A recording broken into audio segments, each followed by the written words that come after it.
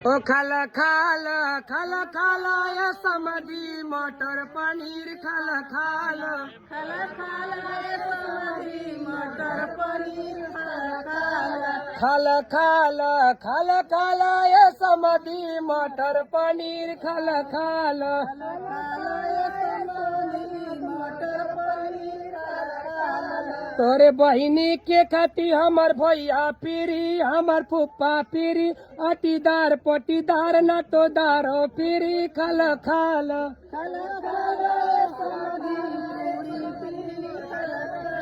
खाला खाला या समधी मटर पनीर खाला खाला खाला खाला ये समधी मटर पनीर खाला